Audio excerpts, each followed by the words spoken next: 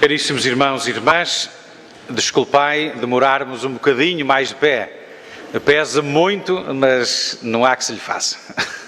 E por isso, que o Senhor vos retribua esse sacrifício por dons celestes na vossa vida e dos vossos, nas vossas súplicas e orações.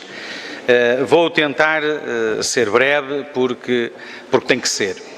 Eu quero saudar os nossos irmãos franciscanos que há tantos séculos nos provocam com o melhor que há no coração de Deus.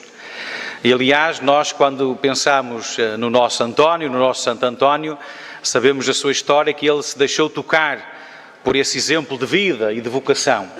E não há muito tempo ouvimos o Papa Francisco, o Cardeal Bergoglio, também se deixar tocar pelo mesmo espírito franciscano, aliás, no seu nome, espelhado no seu nome, mas espelhado de um modo muito especial em tantos pormenores da sua vida cotidiana. E por isso nós também queremos dar graças a Deus pelos franciscanos de hoje, pelos franciscanos de sempre e pelos franciscanos que Deus há de dar à Igreja ao longo do tempo futuro que havemos de viver, se for essa a vontade de Deus. Por isso, a nossa ação de graças por todos aqueles que, em tantos pontos do mundo, dos mais próximos aos mais longínquos, continuam a provocar o coração humano ao melhor que pode acontecer nas nossas vidas, que é esta fraternidade vivida no dia-a-dia das nossas vidas, independentemente do país ou da cultura em que porventura nós vivemos.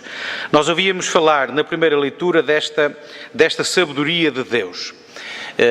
E nós, quando olhamos para a história deste nosso António, aliás, nós estamos na casa dele, né? Literalmente na casa dele, onde andou por aqui o Fernando, aqui era mais o Fernando que andava por aqui, e há bocadinho ouvimos aí um bebê, não sei como é que a mãe o calou, ou deu-lhe de mamar, ou deu-lhe alguma coisa doce, ou não sei com que é que o subornou, não é?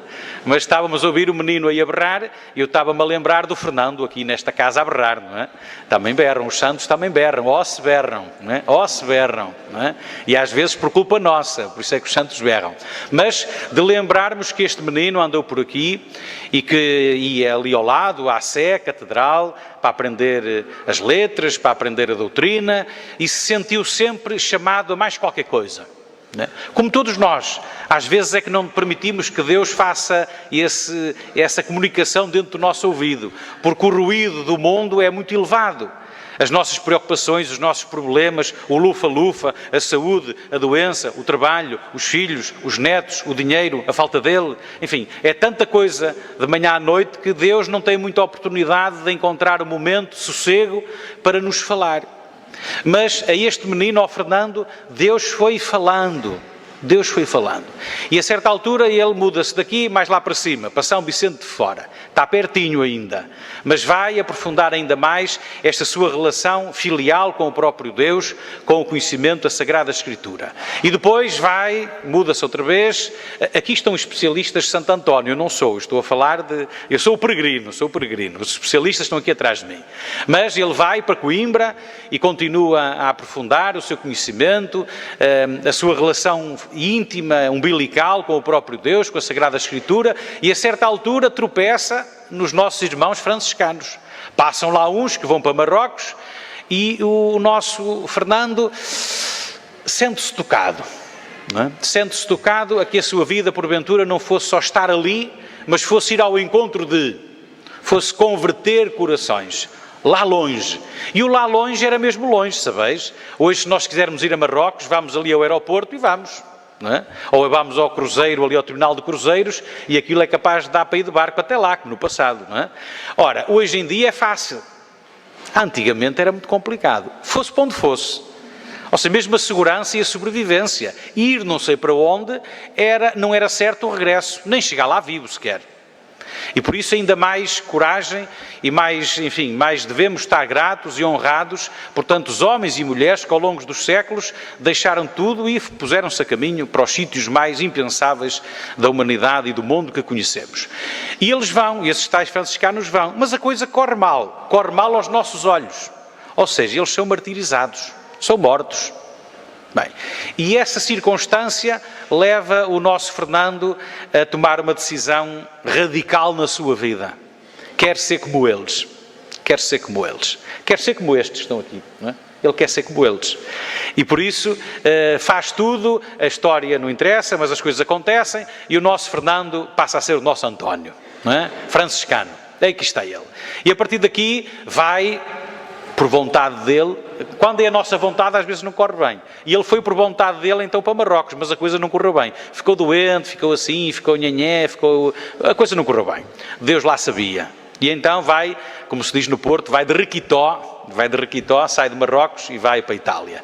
E em Itália acontece o que todos já sabemos, António revela-se o melhor português sempre, de todos os tempos, e é um excelente amigo de Deus, é um amigo que nós temos junto de Deus, que pode verdadeiramente providenciar para sermos o quê? Não o que a gente quer, porque se todos fossem concretizar os seus sonhos, alguns iam ficar sem concretizar, não é? Porque nós somos muito golosos, quando é para fazer o que eu quero é muita goludice.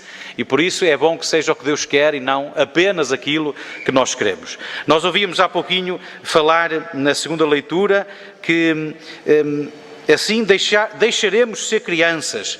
Ora, é este ser cristão e filho de Deus adulto. Ou seja o que Deus quiser.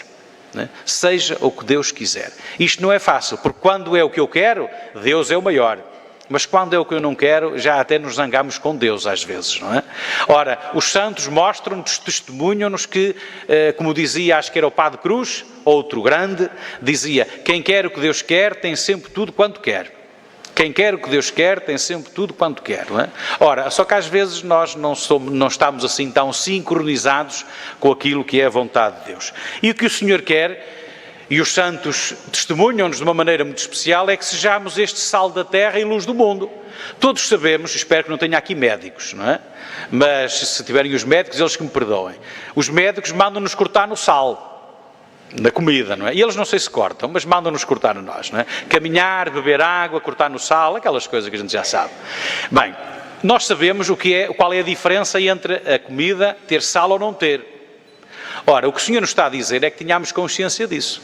Se a nossa presença no mundo, na família, no trabalho, se é insossa ou se é temperada. A nossa presença em algum lado faz a diferença. Se nós desaparecemos da nossa família, do nosso trabalho, dos nossos amigos, do nosso bairro, da nossa comunidade, alguém dá por ela? As coisas ficam insossas? É bom que deem por ela. Significa que somos sal, que estamos a temperar. Alguns não somos uns grandes insossos. E é preciso que tenhamos, não é as tensões altas, nem baixas, é aquela coisa das cozinheiras e dos cozinheiros, o QB. Isso é que é o segredo dos cozinhados, é o quanto basta, o QB. Não é? Ou então quando elas dizem, é uma mão cheia de, mas é a mão de cada um. E a mão dela é que está certa. Não é? Eu fiz igual, pois fez igual, mas a minha mão é que manda. Que é a medida, é a minha medida. E nós temos que saber qual é a nossa medida. Não devemos embarcar em receitas que são iguais para todos, não é? Há aí uns livros que dizem assim, quer ter sucesso, compra este livro. E a gente vai lá ao livro, começa a fazer aquilo, não dá. Não é? Quer ser feliz no matrimónio, compra este livro. Também não dá. Não é? Os maridos não são iguais, as esposas não são iguais e vamos por aí fora. Ou seja, não há receitas que se apliquem a todos. Cada um de nós é uma peça única de Deus e que tem que dar luz. Damos graças às nossas mães que deram à luz. Né? E damos graças por muitas mulheres que não deram à luz biologicamente, mas são verdadeiras mães. Ou seja, nós queremos celebrar e a ação de graças a todos aqueles e aquelas que se abrem ao dom da maternidade e da paternidade, seja biológica, seja de adoção e seja de tanto bem fazer como nós todos conhecemos, graças a Deus. Mas às vezes é preciso mudar as lâmpadas, porque as lâmpadas fundem. E é preciso alguém que nos ame para nos desatarrachar a lâmpada e pôr lá outra. Mas nós não gostamos muito que nos corrijam, que nos mudem as lâmpadas.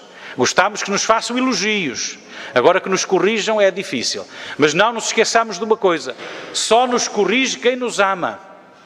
Só nos corrige quem nos ama.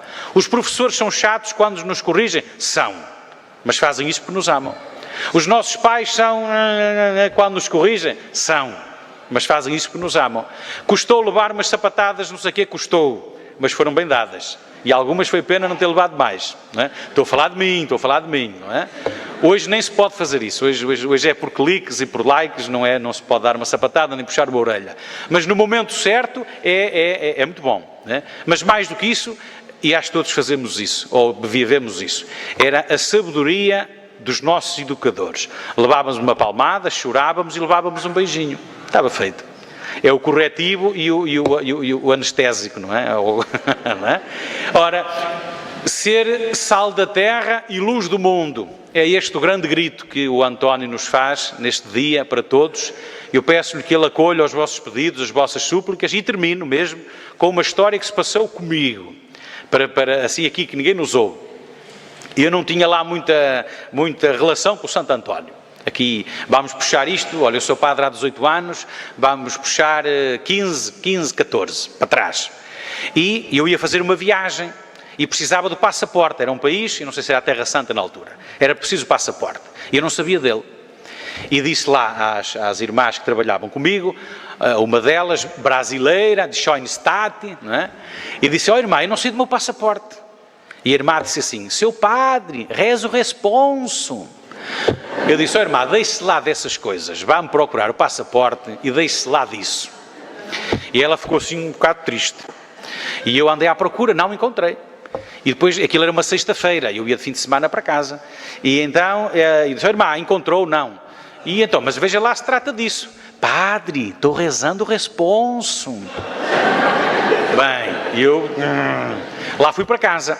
Domingo à tarde, eu já contei isto lá em Matosinhos, onde eu celebrei nessa tarde. Domingo à tarde estava em casa, depois do almoço, a fazer uma cestazinha, como convém, e a certa altura levanto-me da cama, sem razão nenhuma, levanto-me, vou direto a uma secretariazinha que eu tinha lá em casa, abro uma gaveta pequenina, onde tenho um cofrezinho pequenino com coisas que não interessam, abro o cofre, quem é que está lá dentro? O passaporte. E o que é que tem dentro do passaporte? Uma pagela com o responso Santo António. E olha, ainda me arrepio agora, não é? É.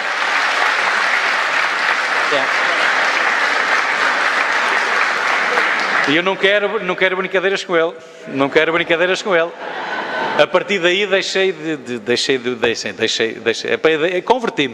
converti-me ao nosso António, e depois tive vergonha de dizer à irmã, e disse-lhe, tive vergonha, na segunda-feira, irmã, tenho uma coisa para lhe contar, diga, seu padre, não é? Irmã, sabe que o passaporte apareceu, está vendo, não é? Muito bem, meus queridos irmãos e irmãs, que António possa interceder por vós, pelos vossos pedidos, pelas vossas súplicas, pelas vossas saúdes, pelo irmão da Ana Vicente e por todos, para que, se não for aqui na terra, nos possamos encontrar no céu e possamos estar com o Santo António para lhe contar estas coisas e, acima de tudo, para ouvirmos da parte de Deus que fomos verdadeiramente sal da terra e luz do mundo. Assim seja.